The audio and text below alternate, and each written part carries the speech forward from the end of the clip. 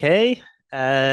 Hope you had a good coffee break. Let's get started with this session.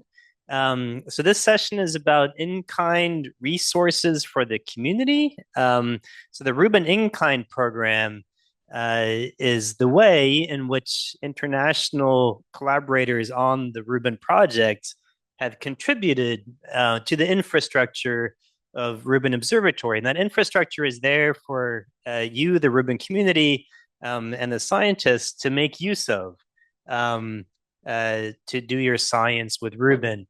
We also have in-kind contributions from U.S. community members. So it's not entirely just the international in-kind program. But we're going to hear about the range of resources that are there for you to use. And the infrastructure that these contributions have provided. It'll be a mix of presentations from the in-kind team itself and a couple of contributed talks from members of the community who are contributing particular infrastructure through the in-kind program. And we'll have also some discussion towards the end on how to make this program even better and make it useful to you. So let's get started. And just the reminder is that we do have a code of conduct, and here are the contacts if you have any questions about that or any issues with conduct at the meeting. The Rubin Observatory has principles of kindness, trust, and respect, and we should abide by this throughout this meeting. There's the COVID-19 protocols, which you're likely aware of, lost and found, and be respectful of people wearing social batteries. Even if they're not wearing one, be, I guess, respectful of their particular social mood as you perceive it.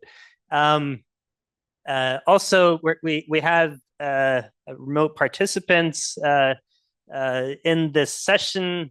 So they will unmute when speaking, but for all other Zoom participants, please use the raise hand feature and keep your microphones muted. We have a Slack space, and we have people in the room who are monitoring that Slack space for questions so that we can answer them throughout this session. And so briefly covered this already, but we're going to have introduction to the in-kind program, some presentations on the particular kinds of contributions that are part of it, and then again, discussion at the end. So let's get started. And Aprajita, are you online? Hi, yeah, thanks, Knut. Yeah, we can hear you well. I will advance the slides for you, but go ahead. Okay, thank you. So thanks everyone for joining this session. So I'm Aprajita Verma and I lead the in-kind program. I'm just going to give you a quick overview of the program itself. So could we go to the next slide, please? So essentially we have several international teams. We have about 43 individual teams spread over 28 countries with 150 and actually a bit more than that now in-kind contributions to Rubin and the science community. And as Knut mentioned in his introduction, we also have some US contributions and also from Chile. And this is all managed by the in-kind program coordination team that I'll talk about in a moment, who are part of the Rubin Operations Director's Office. And the main kind of output of the in-kind program is that it's allowed Rubin to maintain its original vision of a strong and vibrant and diverse international community. So if we could go to the next slide, please. So these, for those of you that aren't familiar with the Rubin program, we have basically 8, sorry, I'm just counting, or 7, 1, 2, 3, 4, 8, 7, sorry, different flavors of types of contributions. The ones that you see with bold outlines will be the focus of today's session. So I'll just not talk about those right now, but I'll mention the other two. So we have, as well as kind of contributions to the science collaborations and the Rubin community.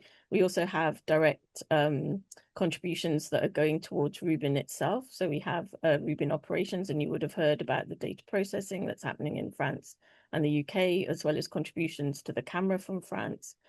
We have facility enhancements, including software, EPO work, the Dream or Sky camera, various activities going on there. And we also have, as well as US and Chilean contributions, we have a team that are working or were working towards commissioning. Some of those have now transferred over to early operations.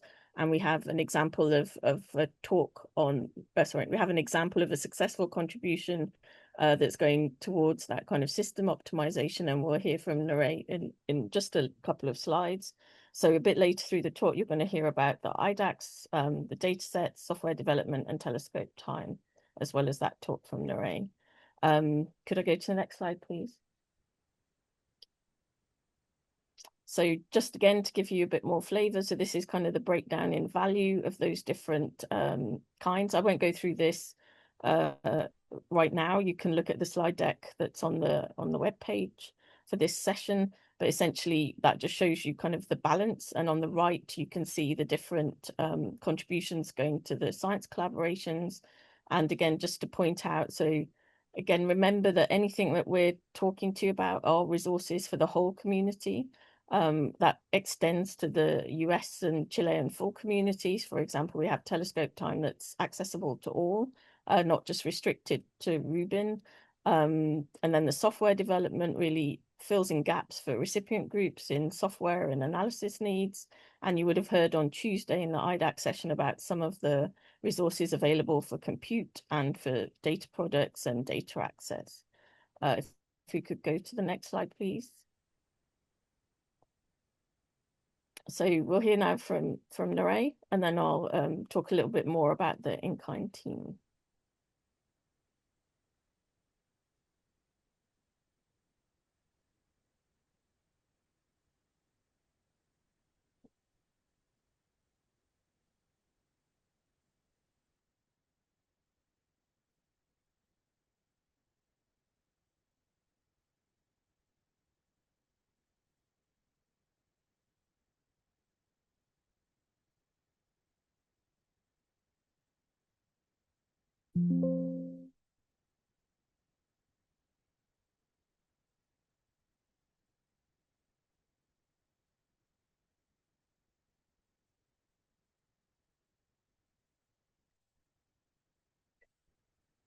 Thank you.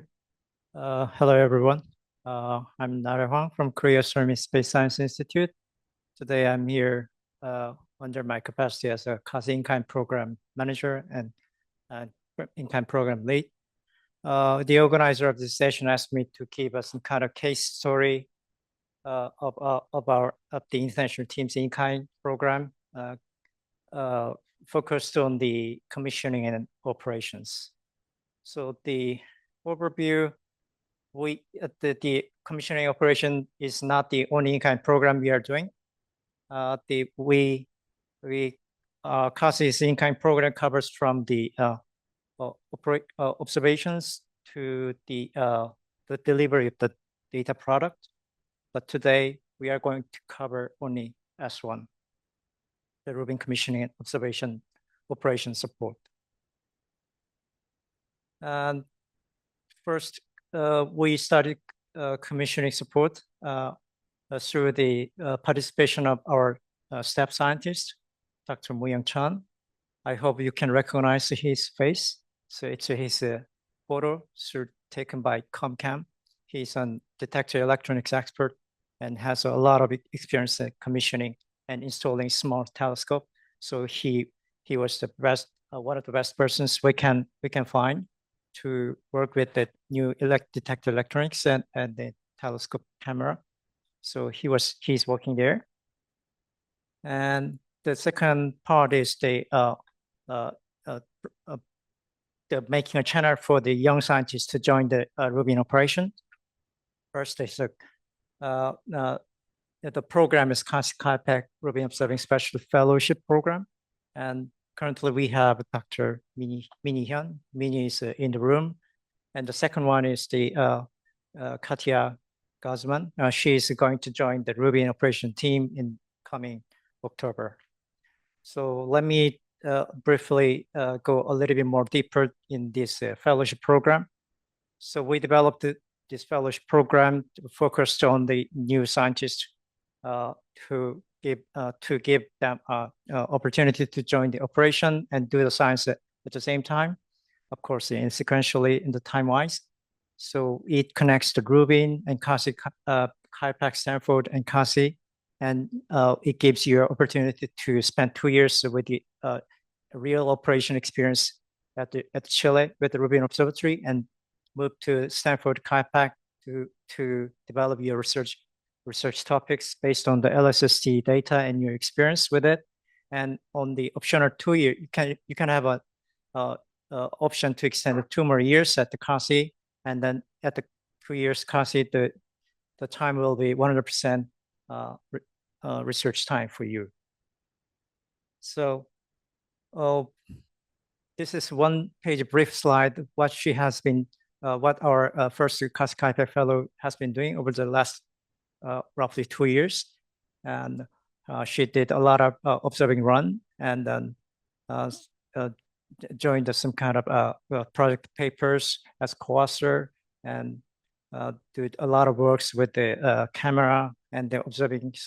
As you can see, she definitely looks very happy with her life in Chile, and she is actually attending this meeting. And Minnie is here.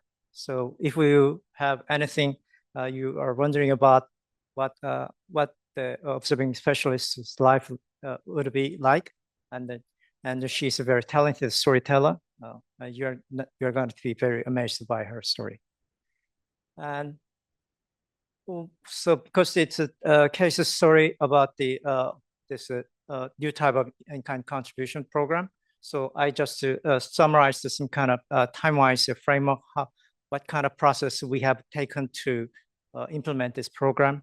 We started to discuss it, negotiate what kind of things CASI can do in terms of the operation and the commissioning, and it goes back to around 2019, and in the 2020 and 22, we found that there will be some opportunities for us to contribute to the commissioning, and we stationed our scientists to join the Rubin commissioning team in 2023, and after that we developed a fellowship program. We successfully hired the first and second fellows as a part of the Rubin observing team, and the program is going on. So because the second fellow will join the team as of this October, and then after that the program will be maintained at least more than 4 or 6 years.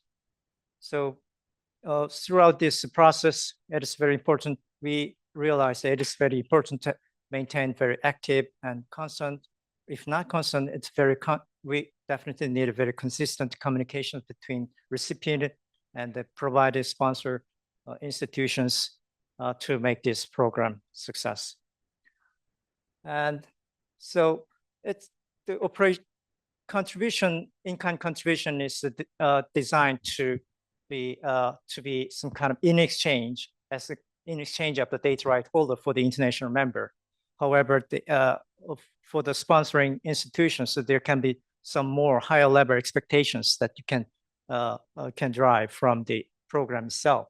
And then, well, these are a few some high level items that we can think of how we can make this program more productive for the both parties.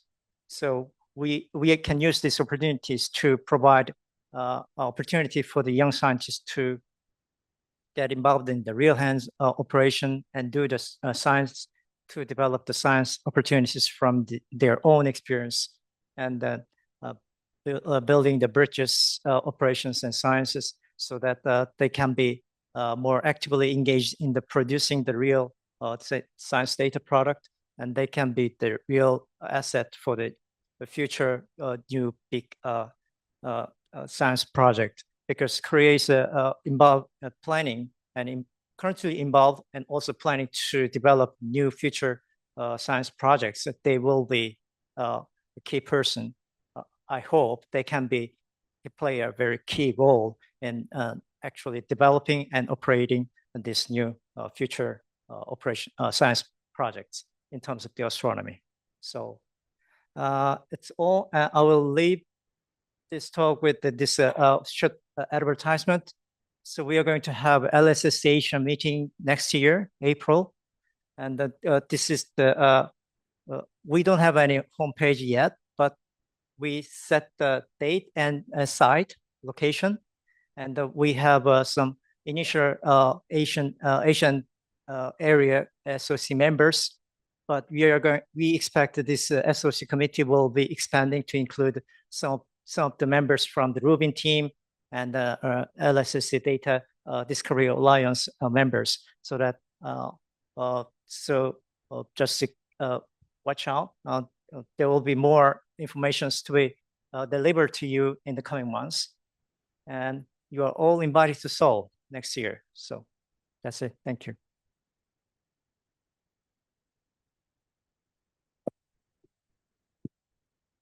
Thank you. Is there maybe one quick question for an array? If not, we can. Yeah. Okay. Thanks again. Yeah. And switch back.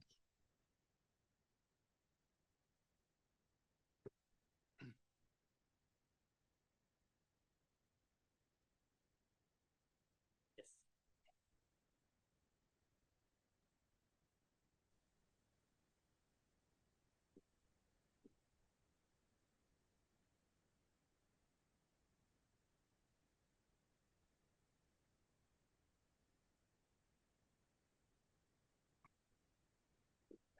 Thank you. Right. So Aprajita, are you still on? Yeah. Okay. So thanks, Back to you. Narey. And yeah, if you want to catch up with Narey or Minnie, please feel free to ping them on Slack or in person. So this is just probably a bit late, but you've already met some of the in-kind program coordinators. The ones in the room with you have the Slack icon.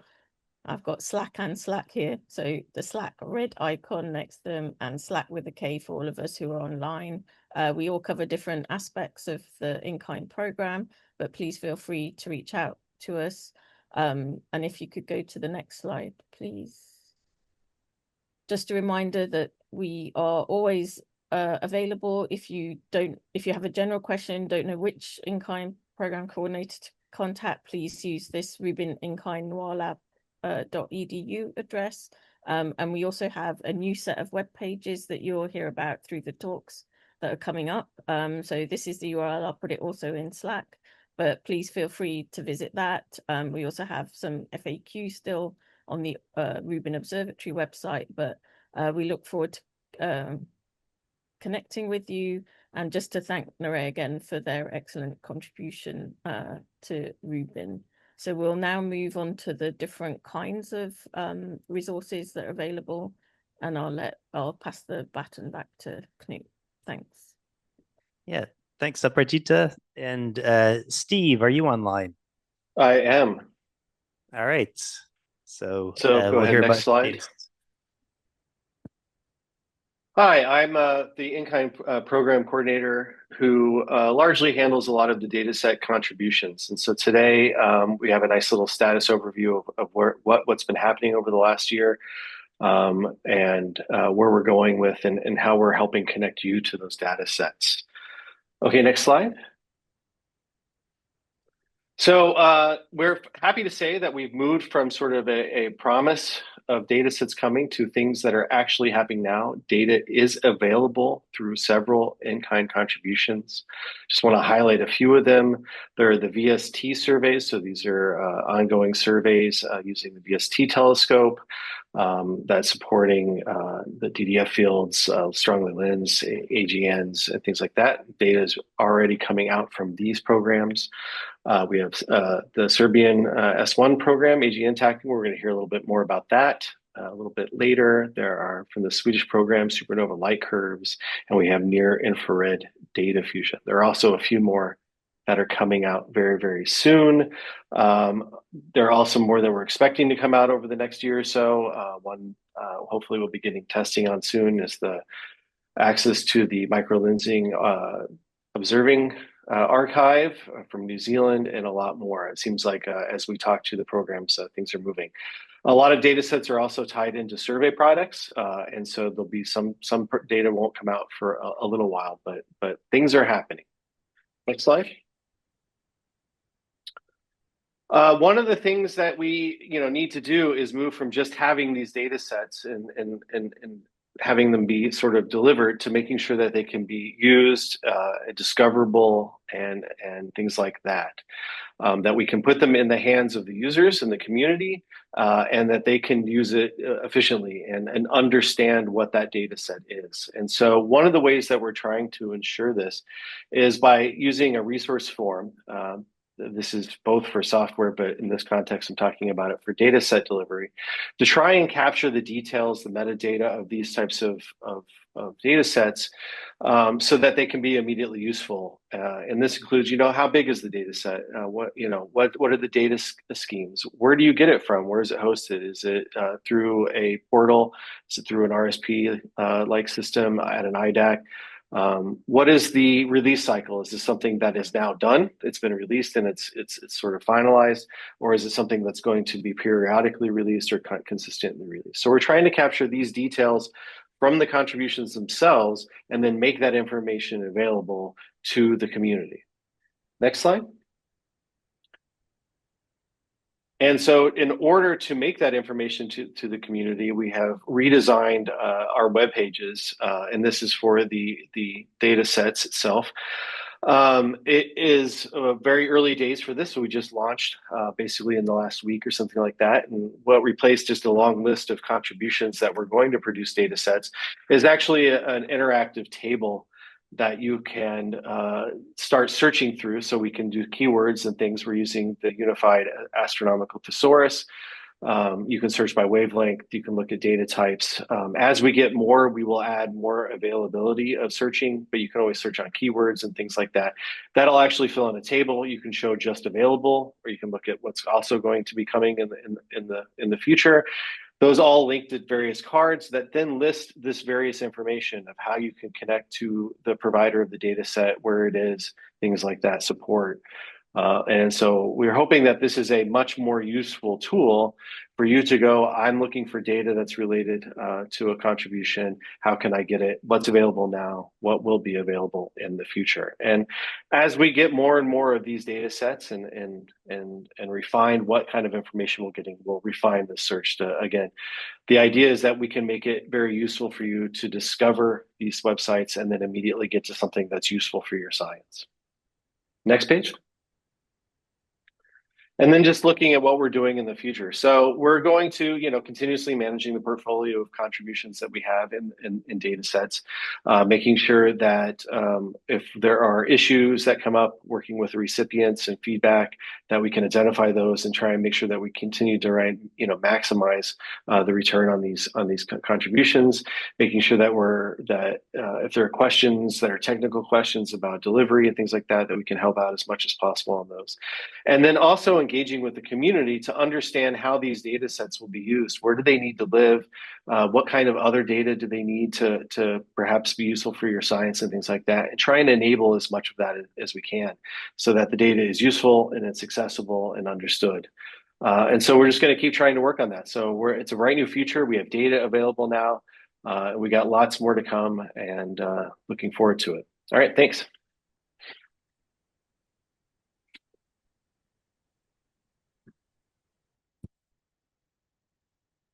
Great. Thank you, Steve. Brigitte, are you still online?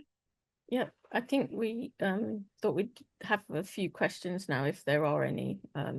Okay. So... Yep. Yeah. Any questions on anything so far?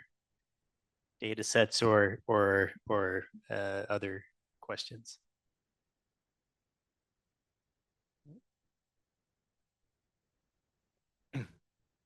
I don't see any questions, so maybe we should proceed to softwares and we'll have more time in the discussion.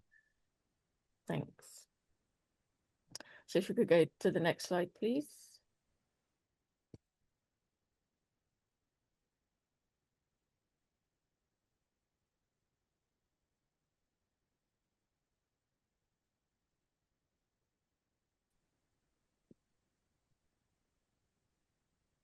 Thanks.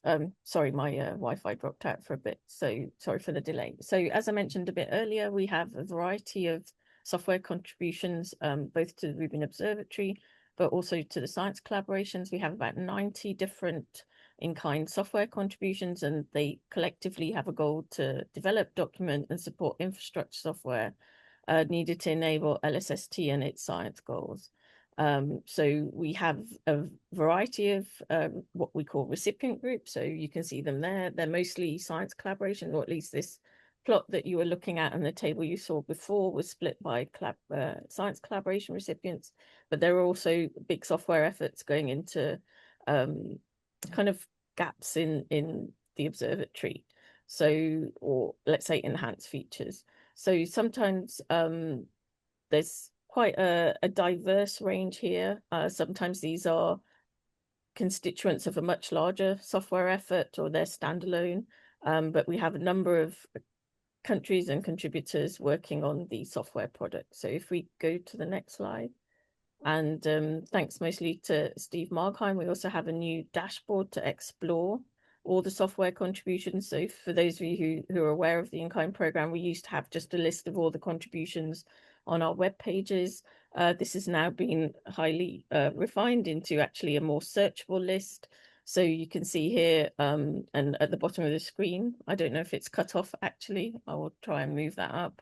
But if you go to inkindprogram.lsst.io, contributions types, contributed software, you will see this list of this searchable list of software contributions that include a bit more information than the description that currently exists on our old web pages. And then when we have an actual product that you can actually then go and look at, you can access all the in-kind software. Part of the requirement is that it's developed on publicly accessible platforms, at least by the time of the first publication. But most of these contributions are actually already doing all their development on public platforms. So when we have this additional information, we're slowly, or we're just starting to collect that information, you'll see on the right-hand side this more detailed card that will also give you links to that contribution.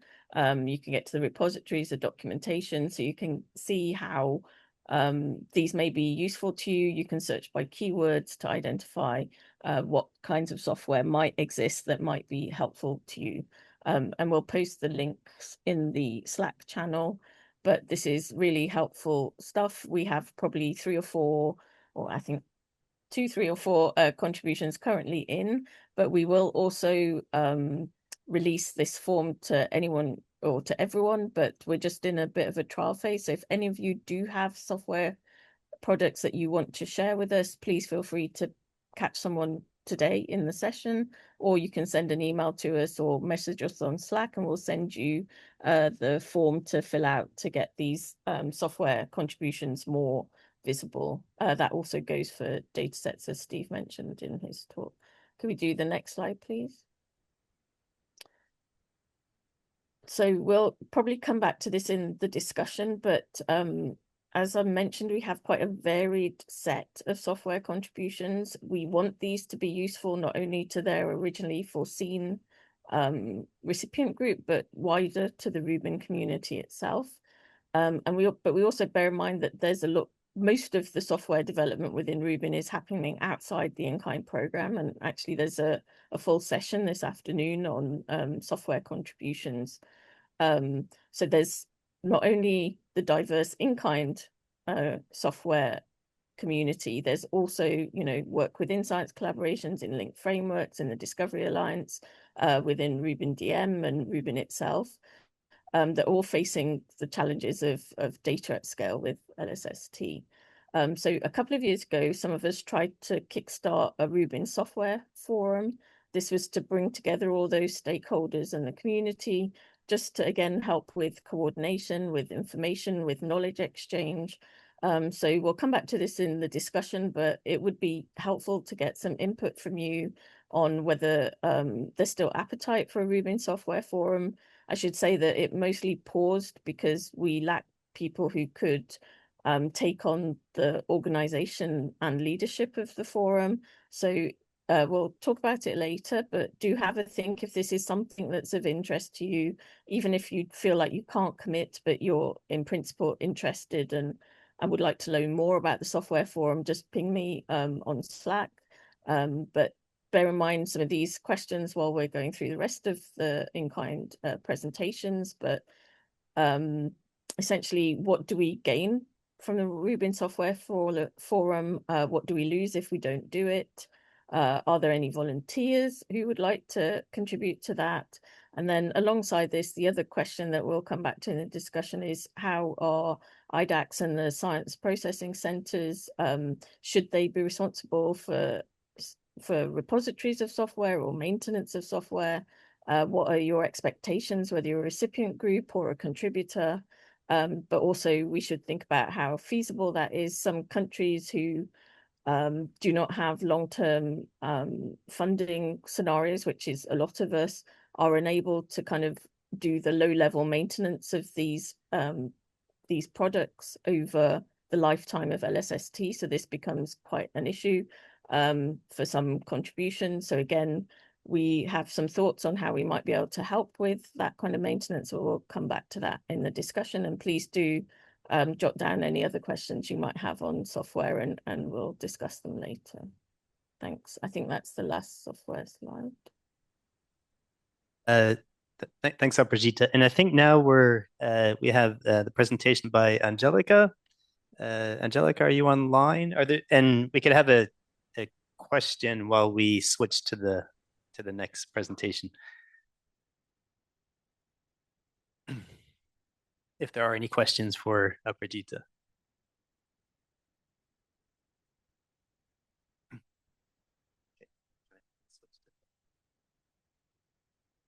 Angelica, are you there? Ah, yes. Hello. Shall Yeah, I share my screen, or? We could share it from here, or you could share from there. What's easier? Okay. So Yeah, easier for Yes. you to share it. Yeah. I should send the request now. Yes. Thank you. Mhm. And I hope that I will share it successfully. So welcome to the AGN Time Domain Science exhibition. You know how to compress 5 years of software development for AGN investigation in 5 minutes of the presentation, and hopefully it will be without losing the signal. And I am delighted and happy to present our in-kind contribution that is actually consisting of the suite of the algorithms, the Quasar Harmonic Explorer software, which is dedicated to finding the patterns, the signals of the oscillations, quasi-coherence within the AGN light curves. And then we have the QGEX hub, and we are thankful to in-kind office for including our hub, which is actually like the user surface for investigation, and also not only the catalog, but there you can find many nice features of the AGN light curves, such as, for example, the time series features that we also calculated for AGN, but they are not possible to find in the Rubin original data. And also we have the bonus product, the software for inference of the AGN light curves and supermassive black hole parameters that is called QMPy-Latte, that is the quasar neural process with attentive latent mechanisms.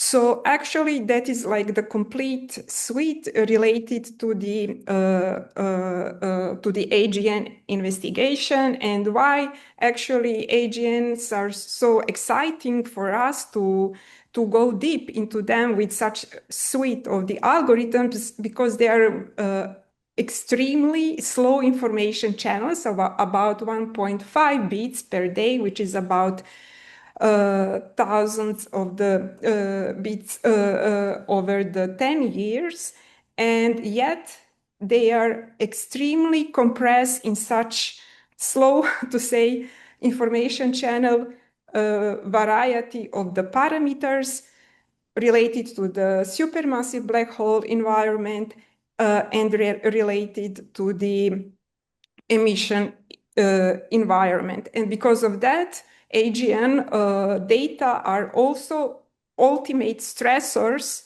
for the AI or machine learning and also the other algorithms. Because of this, we tried to contribute to the LSST Rubin through two avenues, as I already mentioned. The first avenue, which is the main contribution, is actually the software, which is dedicated to searching for multi-band signals within the AGN data that is actually like interpretable coherence and return periods, all statistical diagnostics related to the detected coherence oscillations within the AGNs. And on the other avenue, as the bonus product, we have the neural process with attentive latent mechanism, which is actually the inference engine, which is reconstructing the missing data in the AGN light curves, and in parallel inferencing the supermassive black hole parameters. So actually, the QAJAX occupies the space between the standard periodograms and classifiers for the AGN investigation, while actually QMPy-Latte connects reconstruction using the latent space of the neural processes. And this is under the hub of our modular evidence engine, QAJAX, that is actually using two main nonlinear transformations of the AGN light curves, that is the wavelet transform of each light curve for each object, and then cross-correlating the wavelet transforms of the AGN light curves. And afterwards, we have the external vetting gates that are actually statistical evidence of detected periods, phases, coherence across the data that have been injected in the engine. And of course, we are measuring the phase consistency, cross-band support, and finally, we are actually classifying the data and vetting all of them into and combining into the QAJAX hub. And present QAJAX hub is actually deployed QAJAX on data preview 1.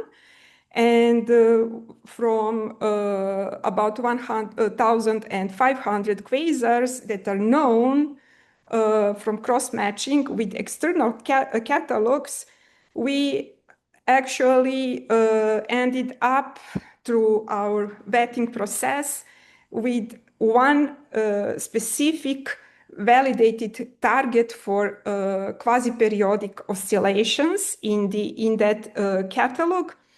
And the QAJAX is actually characterized by the high selectivity. And also we are providing in our QAJAX hub reasons why other candidates are not vetted to be targets to be followed up by other facilities.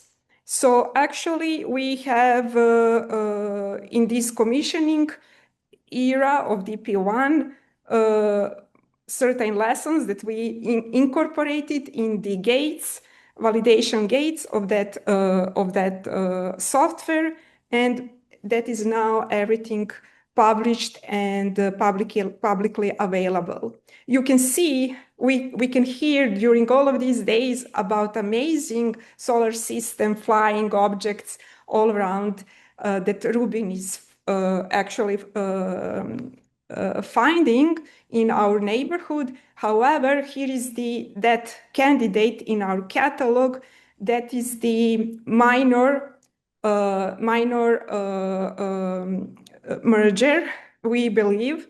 And when we take a look in the archival data of James W., we can see actually really nice structure, and thankfully to the morphology, and thankfully to the NOAA Lab Gemini South, we will go for the spectroscopic follow-up of this object to confirm the nature of this dynamical system, we hope.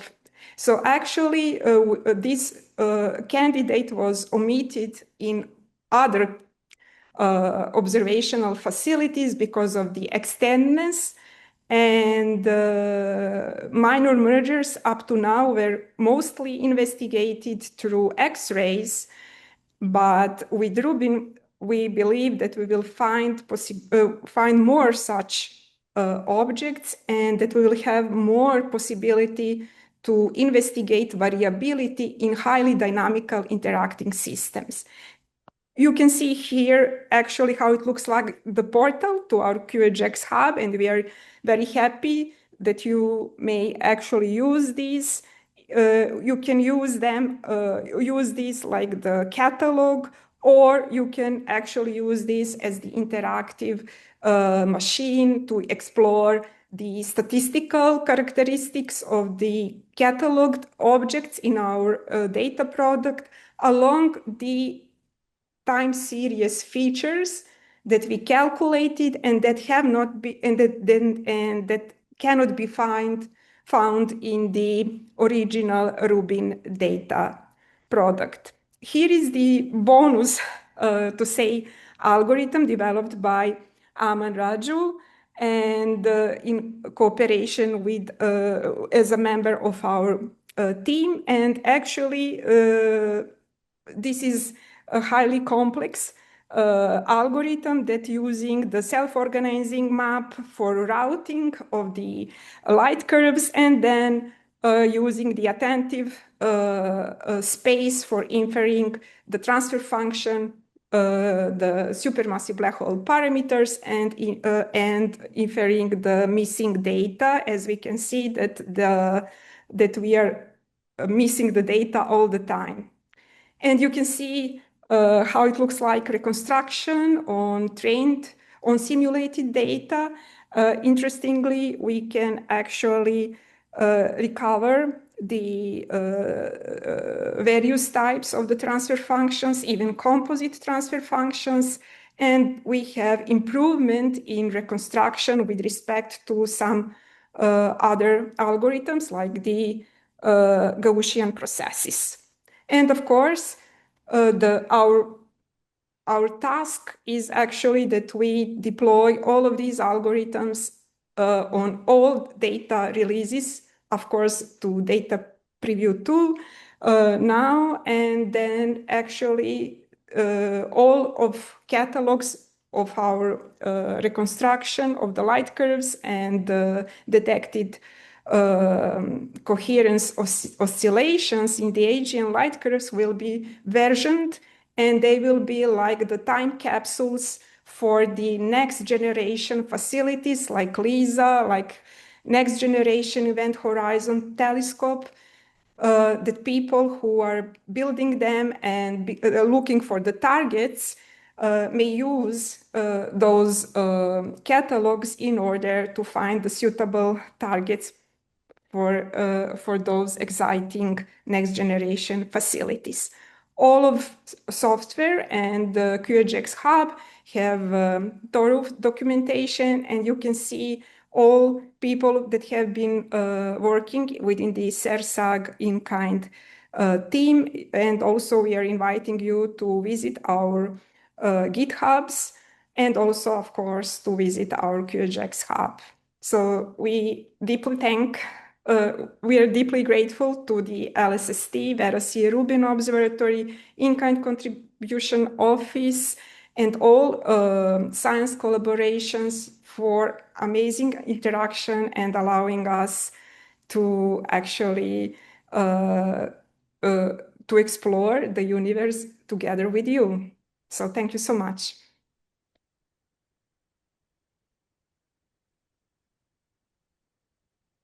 Thank you very much, Angelica. While we switch back to the main slide deck, is there a question for Angelica? Either online? Yes. Hi, Angelica. It's Phil Marshall here. Your QM pie latte looks delicious. I'm wondering, as I understand it, this was developed in the AGN Science Collaboration. Can you just say a little bit about what input you got from the collaboration when you were building this package, and just give us some quick flavor of a DP2 project that the collaboration is planning with it? Thank you so much. As for the interaction with the AGN Science Collaboration and Transient and Variable Star Science Collaboration, we presented regularly the software development at the AGN collaboration and the TVS Software Task Force meetings. And also for the development of the attentive latent neural processes, we actually we have been interacting also with Henry Best, because we are now developing a new version that will be actually using on fly the Amoeba simulator. And we are now able, with our PhD student Natale De Bonis, to uptake about 300 kilos simulated light curves in one uptake in order to train the neural process. And of course, the main problem is actually the inference of the transfer function, because we believe for that transfer function, we need larger latent space, maybe 60 bits, while other supermassive black hole parameters maybe require about 6 to 10 bits. Also, the other problem is actually how to overcome the overhead related to the encoding of the information itself in the latent space, which is never accounted, and that is actually and we got also input related to how to actually maybe try to infer power spectrum density if possible. And we are happy that we succeeded with inference of the Eddington ratio, which was really problematic in previous versions. Now it is actually really nicely with respect to the real data, not real data, but simulated data with Amoeba. And we are interacting with and we hope further with Henry Best on that. Thank you. Thank you. Thank you very much. Okay. Thank you. Let's move on. Steve, are you still online? I am. Great. Go to the next Okay. slide. All right, so I'm going to give a fairly quick overview of the status and progress with the contributed telescope time. So telescope time is one of our sort of flavors of contributions in the in-kind program. And by and large, this is open access time to use these facilities. I'm going to talk about a current opportunity and what the next opportunities are. Look a little bit about how demand has been so far for usage of these facilities, what we're doing to increase demand in places where it is lower than what we'd like to see, and some efforts to enable discovery. Okay, next slide.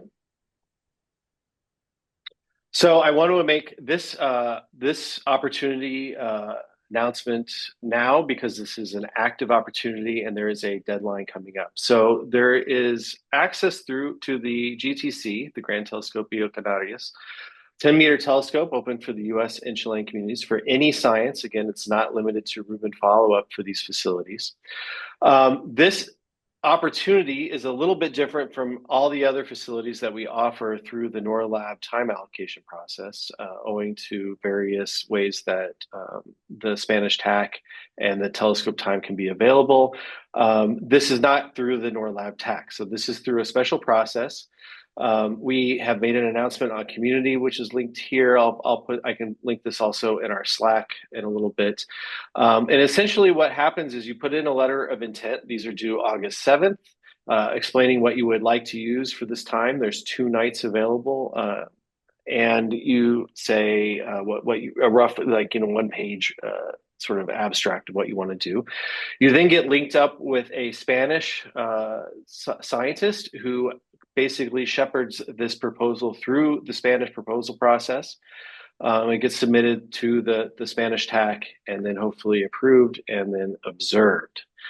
So there's a whole website that has all the details of this. There's an announcement, but this is a unique opportunity for time on a 10-meter class telescope, and it has an upcoming deadline. Okay, next slide.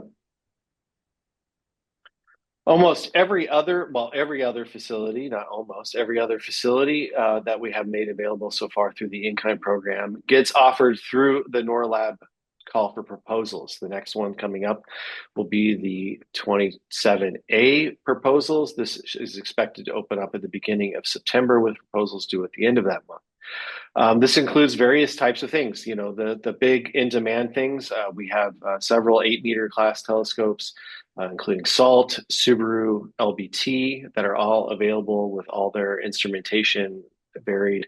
I want to point out that Subaru includes both the Hyperspring Cam and the PFS, including dark time use of this, which is very highly demanded even in the Subaru community. So this is an excellent opportunity to use these observations. We also have time on the Nordic Optical Telescope, which has been very, very popular, which is basically time that is for doing supernova and transient classifications spectra. And then we also have a number of sort of wide field imaging that is available on the sort of 1 to 2 meter class, both VST, the KMT, the Korean microlensing array, and the Serbian Milankovic telescope. And so these are available with large amounts of times for time domain monitoring, other sorts of high cadence, or other such imaging follow-up. And many of these are connected through AON.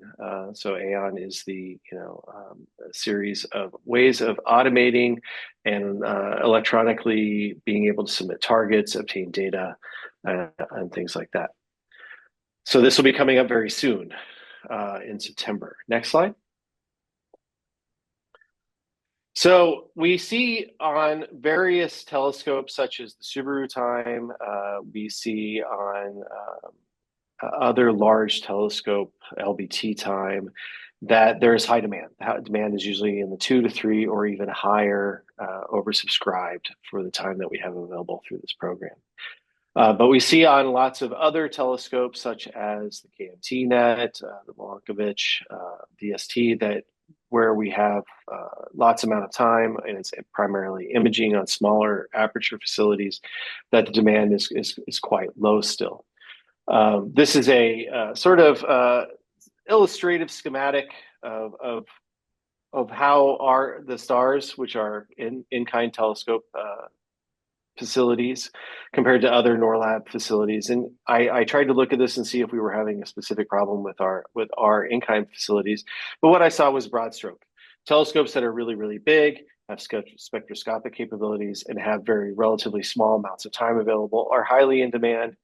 Telescopes in the sort of 4-meter range that have been around for a while tend to have, demand that just barely or maybe just a little bit goes over typical Unity demand. And then anything that is sort of small facility, like the CTIO 1.5 meter, KTM-Net, where you have large amounts of time available and primarily imaging on small apertures, is continuously on demand. So our facilities fit in with a long 10-year term availability of NORLab. So that's the escape. One exception was the first semester that we had SALT available. It was fairly low in demand, didn't really fit in with this paradigm. We did some things to help users find out about how to use the telescope and things like that. And we saw in this most recent semester that demand popped up where you would expect it for that sort of aperture and demand landscape. Next telescope, or next slide. So we want to increase the demand on these. We think that these are valuable resources. We think that there's science to be done on them. And of course, these are in-kind contributions that need to be observed with in order to meet their sort of expectations for time. So we're doing some short-term solutions. These are the ones that we're definitely active. We're trying to make recognition of these resources available to the community so that people know that these are available. We are trying to make sure that, because these are new facilities that people have not used before, they may be wary of how they're used and things like that. So this last semester we did a series of technical webinars that were recorded, so the presentations from each of these facilities, so that people could learn the maybe unique issues and the opportunities that exist for there. And then we also did a website redesign to help, again, with this recognition problem, people can find the resources what they're there. We're also looking at several long-term solutions, and these are things that we're actively in development right now. They're sort of just in the proposal stage. And so we're looking at things like, if we move significant amounts of these times, especially talking about these low in demand sort of imaging networks, if we move them into maybe long survey, large program type of proposals, where instead of proposing every 6 months for a unit of time, maybe you're getting 2 or 3 years of time given at once. And so that lowers the bar for how much resources that you get per proposal, remove some of the double jeopardy for some of these long-term thinkings. So we think that might be able to help increase some demand. We're also maybe looking at ways that we can leverage the AON mode and the fact that these are all somewhat similar facilities on the lower end, and so that you don't worry about the facilities, you want monitoring of optical, certain bands, things like that, and so that you put in a proposal saying, I want to do imaging follow-up with Ruben, we kind of handle the back end. And so then you say, I need imaging of this target and these bands, and then we make sure that it's matched up to one of these facilities and observed through the AON network, and you get your time. So that you have a vast network of, sort of longitudinally spaced telescope time available to you, and make that easy. One of the ways that we want to find out, though, how this could work, if these are useful to you, is to survey the community. So we have currently an active Ruben in-kind telescope access and needs surveys. It's quick, probably a bit less than 5 minutes, just a number of questions. And we'd love to hear from you. Have you heard of these telescopes? Why are you applying or not applying to them? If we did long-term stuff, would that make it better for you? This idea of these AONs, how is your response to that? So please, I'll also post this. This has been posted on community. So there's a link to the survey on the community website. I'll put it in our Slack as well, and things. So next slide. And then, as we have done with our telescope or with our software data sets and IDAC portions of our time, we also have a new web design. The web design here, the very top points are always going to be highlighting the access opportunities. So right now the GTC time is there, the next NORLab phase, and we'll keep this updated as new facilities. You can also look on a map, and you can see longitudinally where these are, north and southern hemisphere, what types of wavelengths and instrumentation that they have, and then these link to further cards that give you more information. So hopefully you can be able to find out what kind of resources might be useful for your science, and make that happen. Now that we're moving into survey and alerts will be ramping up, we think that these facilities will be useful to do more and more Ruben science. All right, thank you.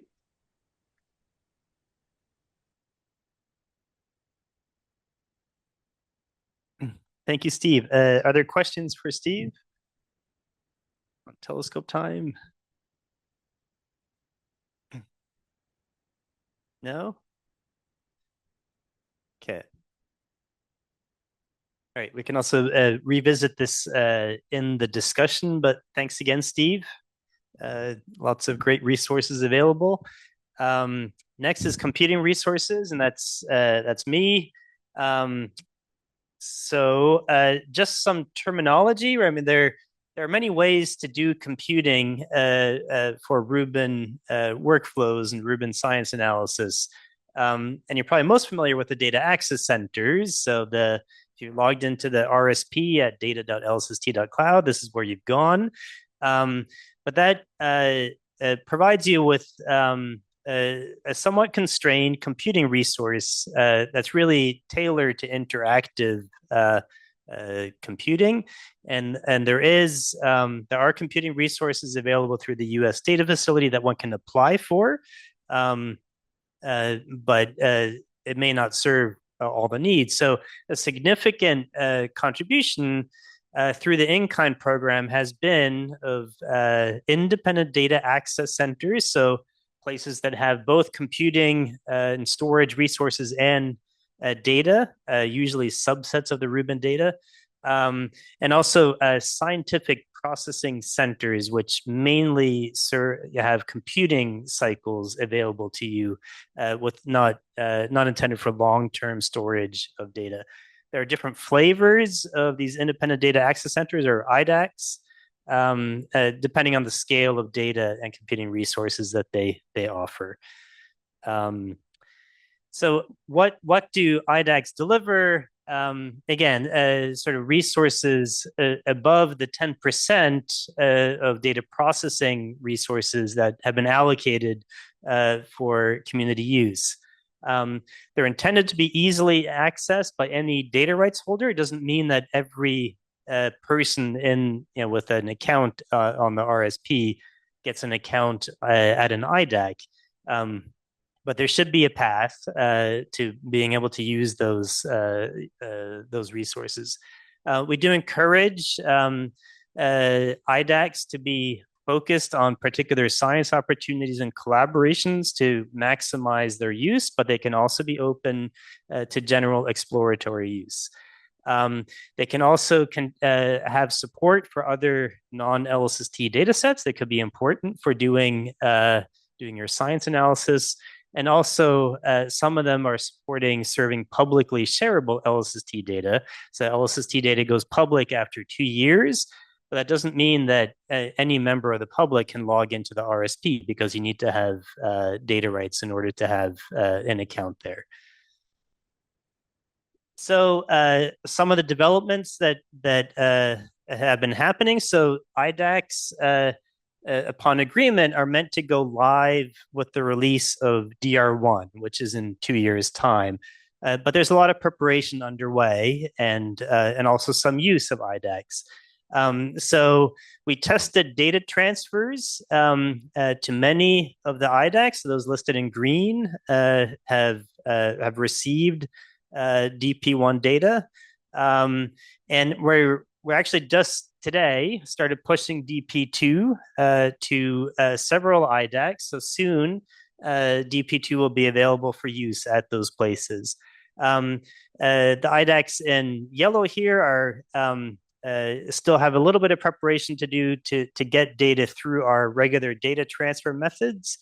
Although the Danish IDAC has DP1 already received through other channels, and a couple of the IDACs still have some preparation to do.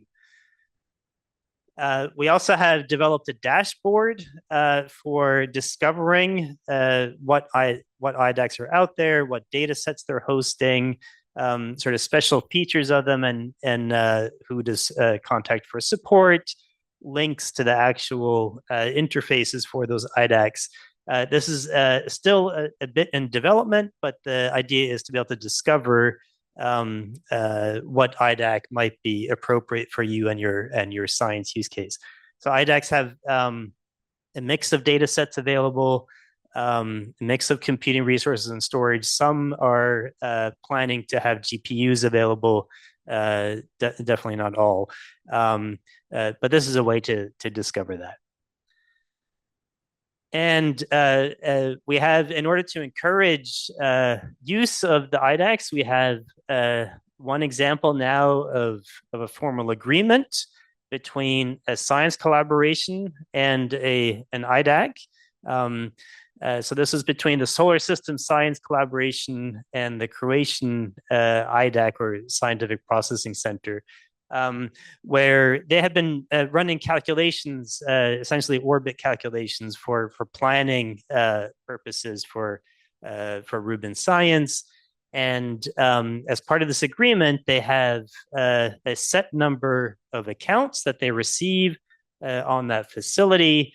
And in turn, the Solar System Science Collaboration is helping to onboard those users. So we're developing a pool of expert users of that facility, and we ensure that that facility is being well used for Rubin science. The idea is to have these kinds of agreements reviewable on a roughly annual basis as part of the annual review of the in-kind program. It also doesn't preclude Croatia, in this case, from forming relationships with other IDACs, and this is not the solar system taking over the entire facility. But if there are science collaborations and IDACs that want to initiate this sort of pairing, we welcome those discussions and talk to us about it if that's something that you want to engage in. And next is Aprajita. Are you online? Are there any questions on the computing resources? Yes, Seth.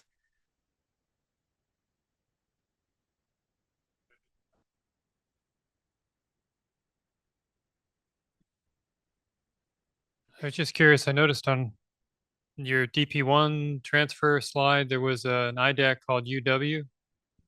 Yes, yeah. So the University of Washington wanted to get DP1 data to produce their HATS version of the catalog. So we treated them like an IDAC, and they are delivering this data product for use by the community. So that they're in that boat. NERSC is also, in a sense, an IDAC that is, sort of exclusively for use by the Dark Energy Science Collaboration. And there are some other examples coming along of US centers that are going to essentially be independent data access centers. Yeah. Okay, thank you. I don't think I saw NERSC listed there, but also I don't see UW or NERSC listed as under, on the IDAC page, your webpage. Yeah. So there is a bit of inconsistency in the IDACs listed on the dashboard were those international in-kind contributed IDACs, and we don't have them there on the dashboard yet. But I think, yeah, there is a column for NERSC there. Yeah.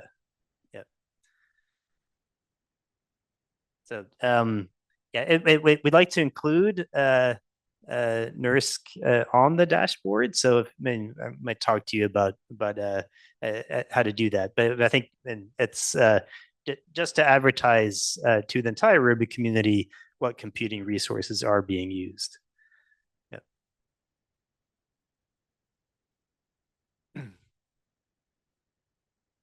Okay. Aprajita, are you online? Yeah. Okay. Thanks, Knut.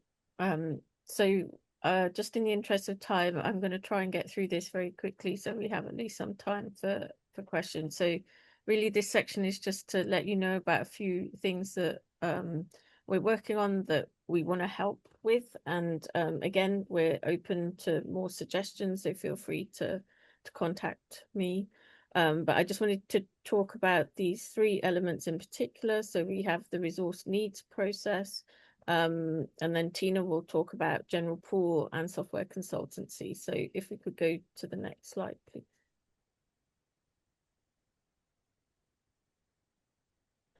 So resource needs essentially, there's been a rolling call that's been open since late 2024, and this basically allows recipient groups, and that's across the whole Rubin ecosystem, to request any resources or fill any gaps in what they need doing for further in-kind contributions that are really targeted to what they need.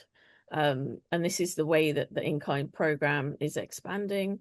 But just to highlight again, it's really driven by the needs of the recipient group. So the first step is for the recipient group to let us know that they have a need. There's a very simple form for that. It's very lightweight. Even if you don't have a fully fledged idea, all you need to put in here is a top level description. There's a 2D, a QR code there for you to that you can scan if you're a part of a recipient group.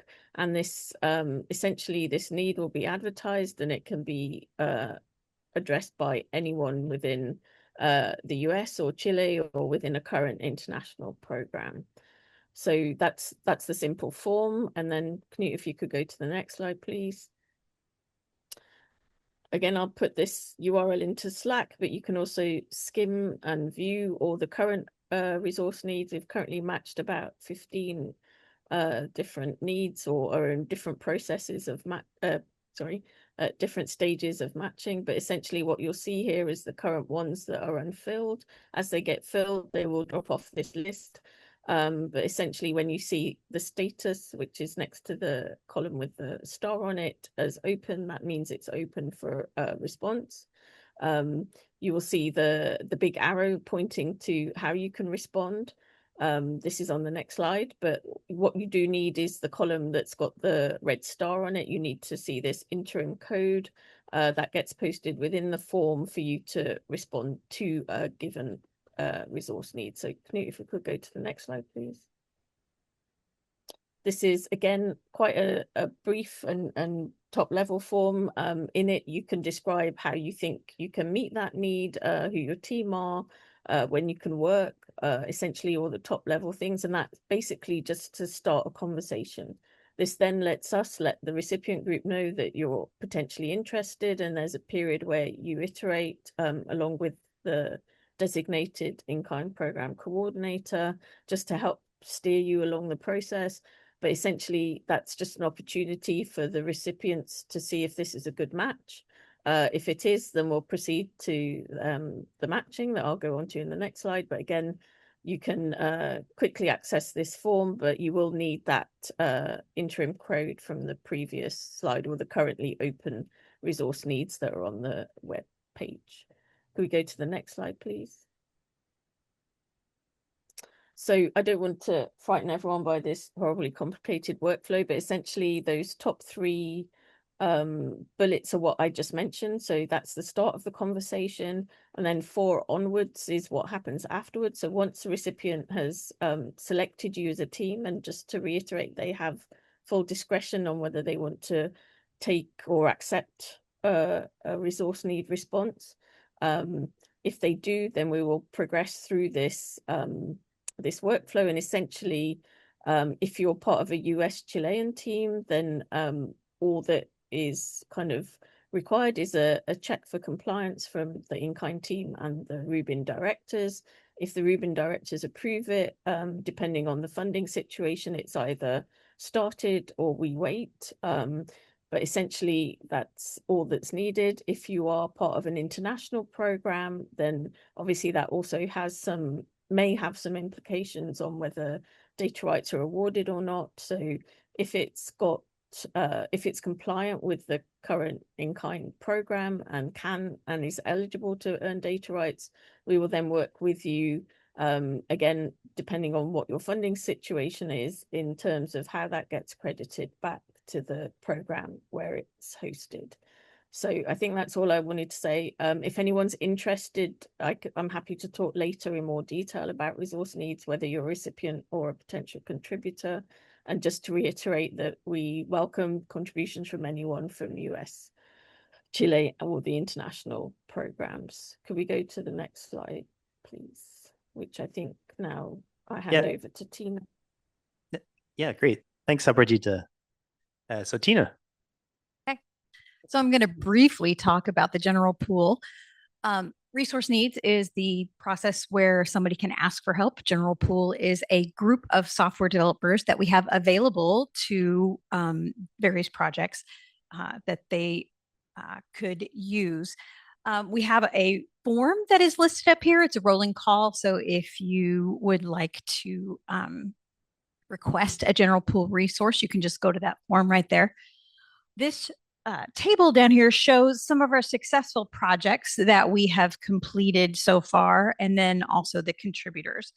So here is sort of a blow up of the skills that our in-kind program people, so our different contributors have given us sort of, here's some of our skills that we have available.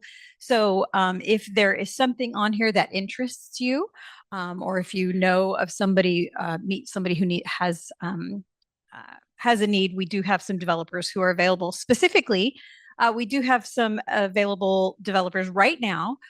We have some of their information on our website, on our redesigned website. We do have that information.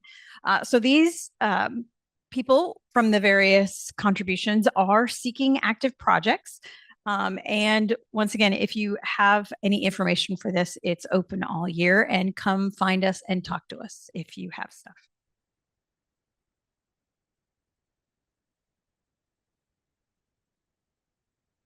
All right. Thank you, Tina. Let's see. And I think this is also you, actually. No?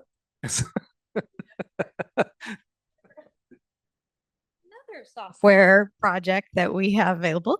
We do have some software consultancy. I'm sorry, I forgot this. We do have a very nice gentleman who is from the UK who does offer a lot of software consultancy. So if you're working on a project and you just need some best practices or some other information like that, we do have him available, and you can submit the request through the in-kind program.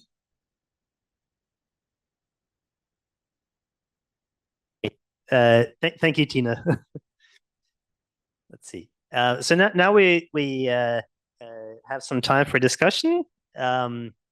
So we have a few prompts here that we could talk about any of these. I wonder, maybe Phil, do you want to kick us off?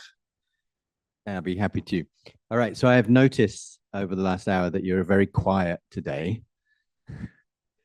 I'm not even sure if you've met the person next to you yet. So we're going to solve both that problem and the general problem that the IPC team has, which is they want to make the in-kind program better and better as we go. Everyone in Rubin is continually trying to make the Rubin system better as the survey proceeds. That's true of all the teams, and it's also true for the IPCs. So these questions are in that spirit. How can you help us improve the in-kind program by giving us feedback, thinking about these questions, and so on?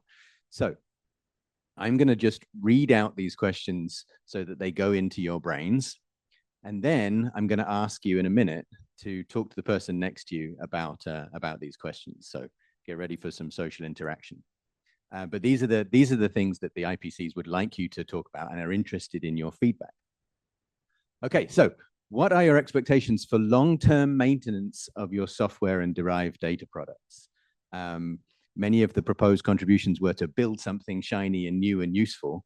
But of course, once it's built, we then need to live with it and evolve it over the lifetime of the survey, and the survey is long. So that's an interesting question for us in the IPC team, is how to think about maintenance of software and data products. So what are your expectations there? Second question, what would be the most effective means to access contributed data sets? You heard a little bit about the data sets, you saw the dashboard. Now you can give us feedback on how, for your science, you want to be accessing these in-kind contributed data sets. Are you aware of in-kind telescope resources? Were you awake during Steve's talk? Have you been following along? If not, how can the IPCs help you utilize this resource? And so some of you might be here to think about telescope time. That question's for you. Okay, last one here on the bullets. What are your expectations for support for your computationally intensive workflows through the IDACs and SPCs? Some of you have large scale analyses that you want to do that you're not going to be able to do on the RSP at the US Data Access Center. You may have come here today to think about IDACs and SPCs. So what are your expectations for support for your workflows there? Is that an area where the in-kind program can provide further help? And of course, there's anything else that you think we should know from listening to these talks or having interacted with the in-kind contribution teams or the in-kind contribution products over the last couple of years. Maybe you have feedback for us. Okay, so next thing then, I'd like you to turn to the person next to you and get to know them, because the first thing you're going to need to do in order to be able to give feedback to any of these questions on this list is identify what you have in common with the person next to you, which is the question that you're going to ask. So I'm going to give you a minute to figure out what you have in common with the person next to you, which of these questions you're going to think about. And when that minute is up, then you can start thinking about them. Okay, go. Talk to the person next to you, find the thing in common.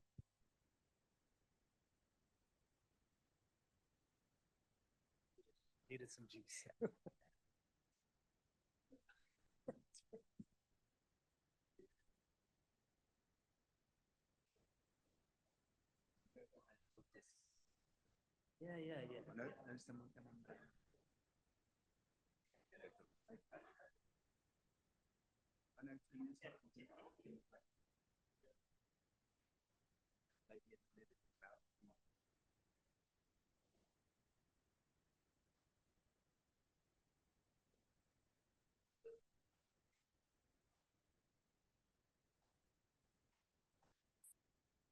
All right, good. You've had a minute to identify what you have in common, and you know which question you're going to talk about.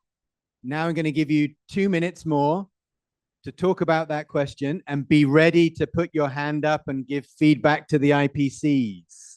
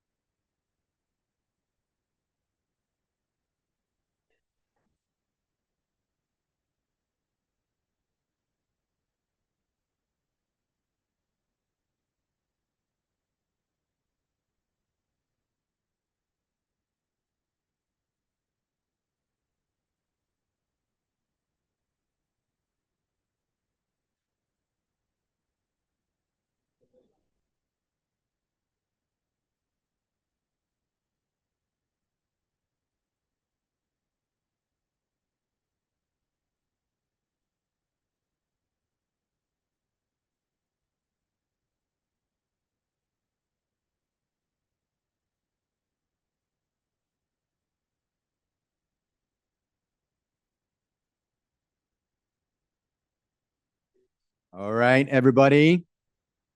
Time to wind up that conversation you're having with your new friend, possibly new collaborator, who knows? And now I'm going to do that thing where I'm going to ask for people to put their hands up and tell me and the IPC team something that they came up to in response to one of these questions.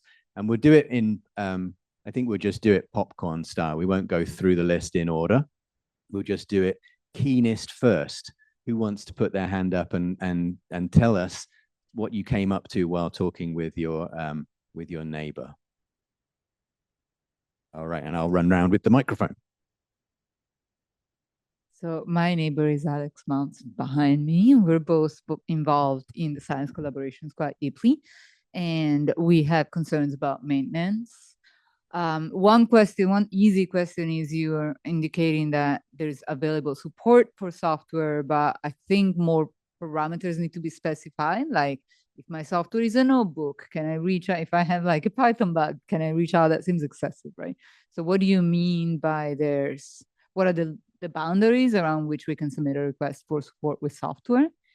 And then about maintenance, because a lot of the software is directed to the science collaboration, The science collaboration in principle are best placed to evaluate the functionality of the software and the maintenance of the software, but the science collaboration remain unresourced for any kind of work like this. And so it's hard for us to organize and do a job that requires competence that we may not even have in the science collaboration altogether, such as evaluating software usability, maintenance, design, all that. Yeah, it's a tough ongoing problem for software development in the LSSC science community. Aprajita, are you still there? Did you want to speak to either of those points? Yeah, so thanks for your comment. So indeed, this is something we've been thinking about and trying to solve in some ways. I don't think we're there yet, but we do have some ideas. So for example, I totally appreciate, and I think it's been on our mind, that the collaborations are overworked, unfunded, and may not feel comfortable with the validation and the kind of process to achieve a sound and solid software product. So in reference to your first question, I mean, it's currently open. It's not that we've utilized Greg to his full capacity.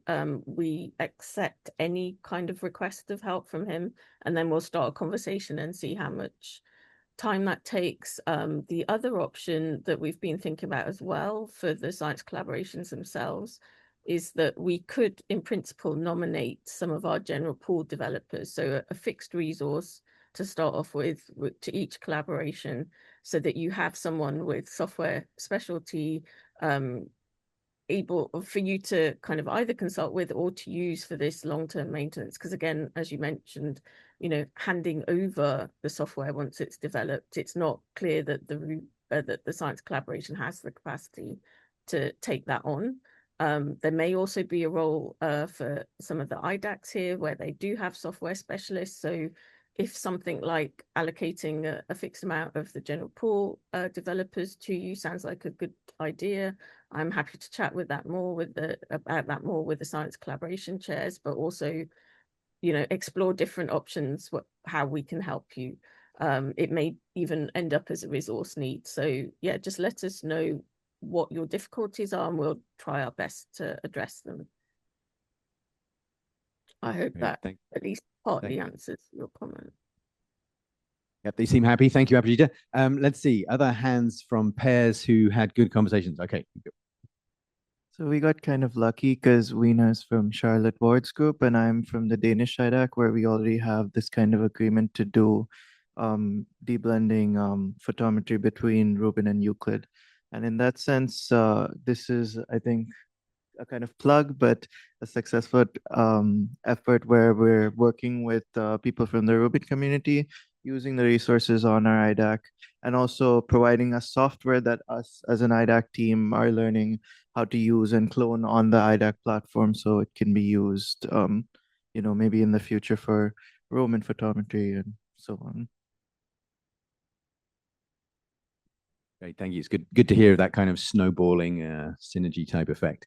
Okay, other hands up from conversations that you've had on any of these points. I'll just wander up here in case someone puts their hand up here.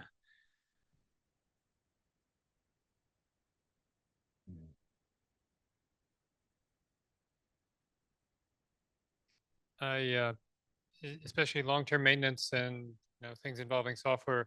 I was curious on slide 19, there's a breakdown of pie chart of where the effort's going. And I was wondering how much of that is effort that's already been delivered and how much is pledged in the future. You know, if there's a breakdown between what we've spent already in a sense and what's we can look forward to. Yeah. Aprajita, do you want to handle that? Sure. So I don't have those numbers to hand, but we probably have about a third to a half that are kind of at the kind of delivery stage. So I will try and get those numbers to you after next week. So we're currently, part of what we were waiting for as well was these web pages that you've seen. So the form that kind of populates those software web pages also kind of is an opportunity to close out contributions. So you can not only put in things that are interim, you can also put things in that are fully completed. And once we have all that information and it's available on the web to us, that's the point where we would actually declare it closed. So we were just waiting for that infrastructure to be there, which is there now. So I'll be able to update you in a few weeks. Thank you. Just a quick follow-up on that pie chart, the wedge that says Rubin International P. What is that? So that's the general pool. So coming into the Oh. program coordinators. Sorry. Yeah. Thanks. Oh, that's great. That's a nice large wedge. Thank you. Thanks. All right, Knut, not to increase the awkwardness in the room. I think we're about to run out of time. So sighs of relief from the pairs who didn't actually want to put their hands up and say anything. But can you just say to everybody in this room, if they do have feedback for the IPC team or questions for the IPCs, what's the best way to get in touch with you all as a team? Yeah, that's good. We do have a slide on this, so let me put that back up.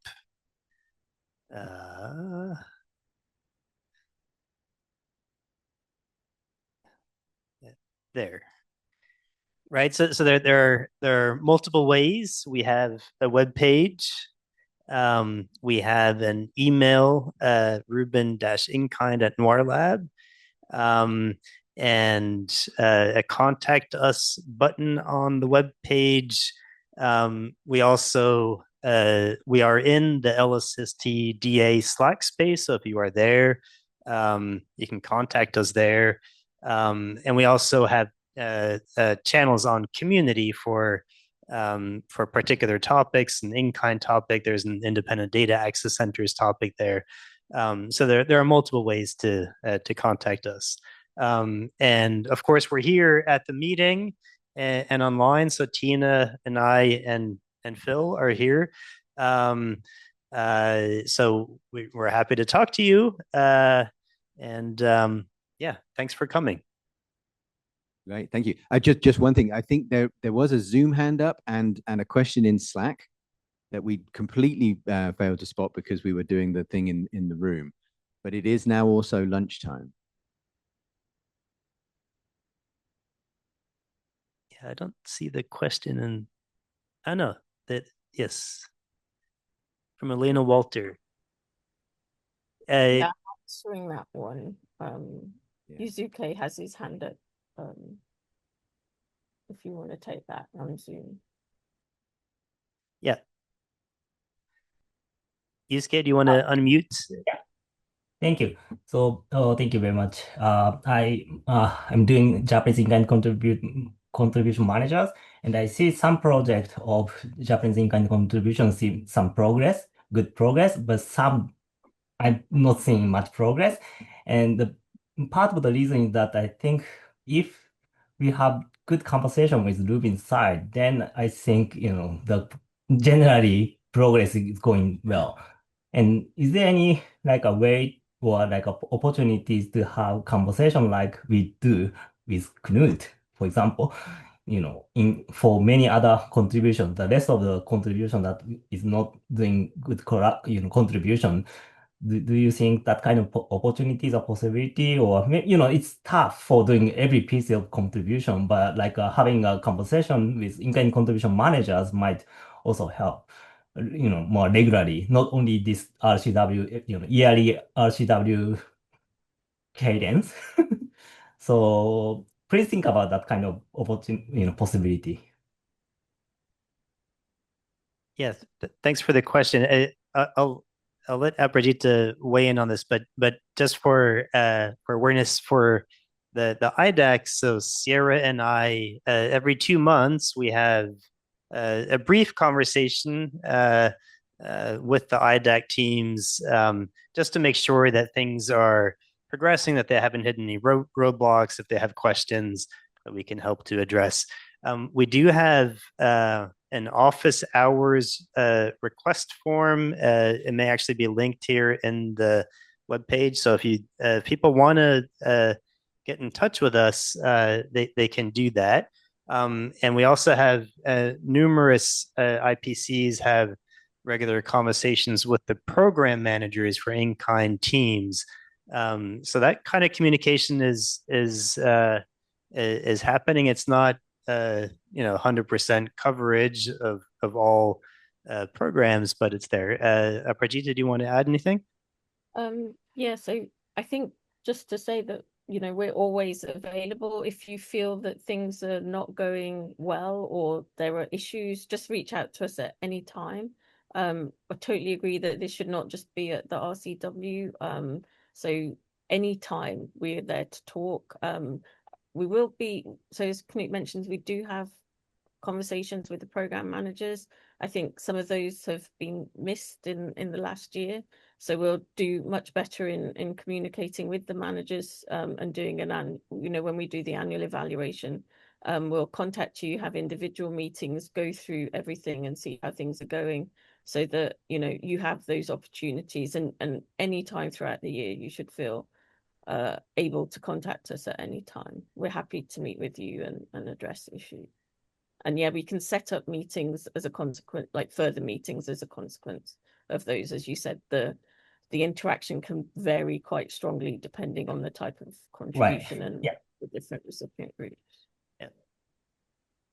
Yeah, good question. And we're now cutting into people's lunchtime. So thank you all again for coming. Maybe thank all the speakers one more time and enjoy lunch.